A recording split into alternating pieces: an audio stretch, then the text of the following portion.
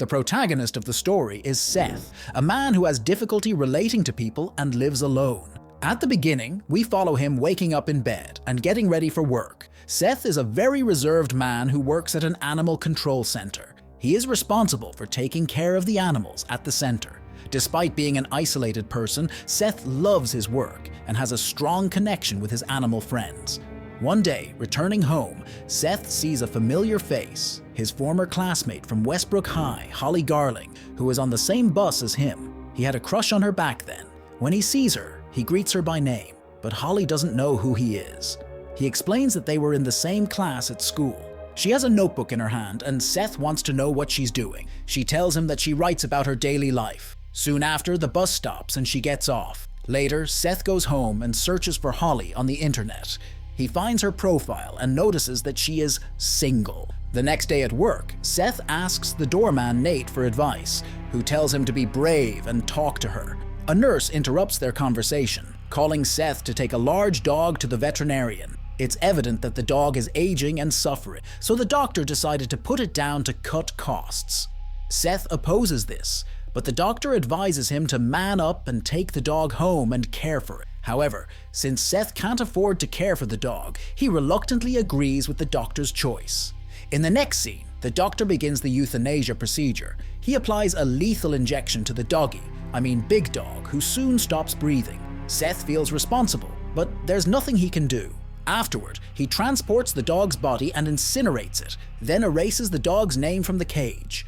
While doing this, Seth notices a secret room in the back and enters it out of curiosity. Hey, the movie I'm summarizing is called Pet. The film is a mix of horror and psychological thriller.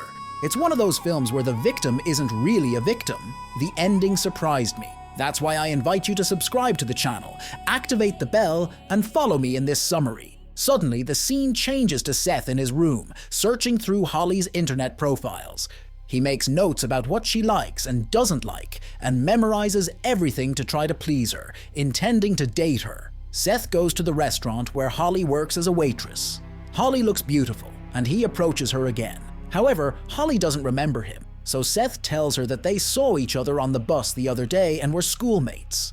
Seth then invites her to a show by her favorite singer, but Holly feels uncomfortable and rejects him, saying she has a boyfriend. But Seth says it's a lie that she doesn't have a boyfriend. Holly finds him weird because he knows so much about her. At the end of the day, Holly returns home and notices someone behind her, which is Seth. She enters her house and tells her friend Claire that someone was following her, but Claire doesn't believe her and thinks she's making it up. Soon after, Holly receives a call from her ex-boyfriend Eric, who is drunk and says he wants to get back together with her. The next day, Holly finds a bouquet on her desk and thinks it's from Eric, so she goes to the bar where he works.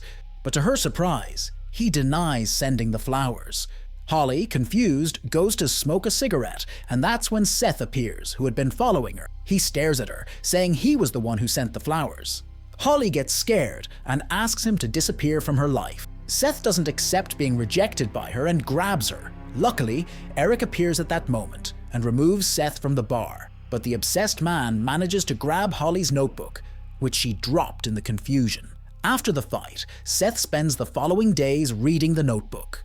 One day at work, he enters through a secret door that leads to a room he found days ago. The room is in a forgotten wing of the animal shelter, and there he begins assembling a metal cage. He gathers materials and seeks guidance on the internet to make the cage. The lonely psychopath has a very cruel plan in mind. Soon after, he steals some sedatives from the medical stock and upon getting home, injects himself with one to test if it works on humans. Shortly after, he falls unconscious on the bed. Recovered from the drug, Seth goes after Holly to her house and invades her room. He drugs her with the same medicine, kidnaps her, and puts her in a box.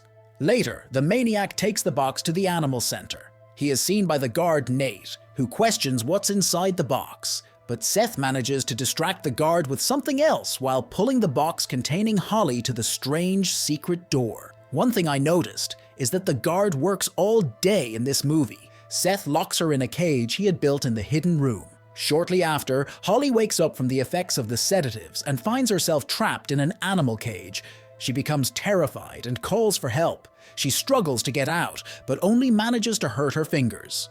Since the room is in the basement and the animals won't stop barking in the city, no one hears her. Soon after, Seth appears and hands her a small pot for her needs. Holly is horrified to see him and begs him to free her. Seth tells her he's doing this for her own good and leaves her alone. Holly spends the entire day isolated. The next day, Seth checks on her and brings her food and water. Again, he abandons her despite her complaints.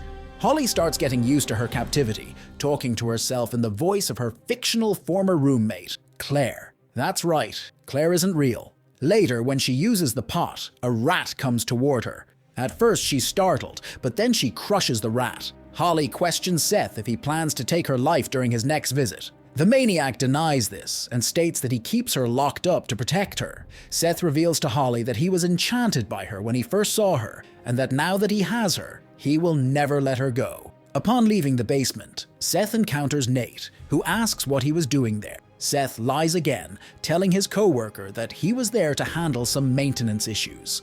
Reading Holly's diary, Seth learns that Eric had gotten involved with Claire, her best friend. Furious, Holly confronted Claire during a car ride, accelerating the car until they collided with a truck. Both were injured, but Holly had blood in her eyes. She killed Claire with a piece of glass. Claire's death was considered an accident. After that, Holly started having visions and talking to Claire as if she were still alive. Holly committed several violent crimes and recorded them in her notebook. That's why Seth decided to dedicate his life to preventing Holly from harming anyone else. The next day, he finally confronts Holly about the crimes. She responds that they are just made-up stories and aren't true. However, Seth says he went to the police to find out how Claire died and discovered it was the same way Holly had written in her notebook. He also confesses that he had been observing her for a while and discovered how she became a serial killer after tasting Claire's blood. He also learns that Holly killed one man by suffocation and another by setting him on fire. Seth tells Holly that she is a psychopathic serial killer, and that's why he kidnapped her and put her in the cage. After saying this, Seth abandons her again. In the following days, they challenge each other in psychological mind games, while Holly begins to reveal details to seduce Seth. He insists that Holly wrote about the murders in the notebook out of remorse, and that she wanted to be freed from her psychopathic side. But Holly says she kills simply for fun. Holly even changes her behavior to try to gain his compassion, but Seth knows her well from her writings, so he tells her to stop the act. Holly started banging her head against the steel cage, telling Seth that if she died there, he would be caught and never escape. Seth was intimidated by her behavior and left her alone again. He didn't visit her for the next few days. When he finally returned, Holly asked for food, but Seth told her he was torturing her by not giving her food, due to what she had done a few days ago. However, Seth ended up giving in to her manipulations and gave her food. As Seth was leaving the basement, Nate, a suspicious co-worker, followed him and discovered Holly. Holly purposely distracted Nate so that Seth, who had returned with food, would have time to finish him off. Seth, horrified, realized what he had done under Holly's influence. She instructed him on how to dispose of a corpse. Remove the teeth to make identification difficult, cut into small pieces and feed them to the dogs at the center. Seth followed her instructions and burned the rest of the body. He also removed his fingerprints from everywhere. However, his co-worker's disappearance didn't go unnoticed by the police. The first thing the police do is interrogate everyone who works in the same place as Seth. When they interview him, they get a bad impression of him and consider him a possible culprit because of the way he answered their questions. Later, Holly tells Seth that if he loves her, he needs to cut off a finger. Seth thinks he and Holly can build a loving and sincere relationship. To show how much he loves her, he mutilates himself by cutting off a finger. Holly takes advantage of the opportunity and grabs Seth's knife, saying she will end herself if he doesn't release her from the cage. He has no choice but to release her. The psychopathic woman then tells Seth that she trusts his love and that she loves him too. They kiss. And right after, Holly cuts Seth's throat. After that, she escapes from the basement. After a few months, we see that Holly has returned to Eric's arms and that the invented events from her diary are being published by Vanity Press. Although Holly discovers that Eric is cheating on her again, she decides not to care about it and goes to an abandoned warehouse. There we see that Seth is locked in a cage, alive but terribly injured and tortured. He cannot speak because of the throat injury. Holly thanks him for freeing her by letting her release all her murderous rage on him. I'm going to ask you a difficult question. Who is worse in this movie, Holly or Seth? Comment below. So that's it until the next recap.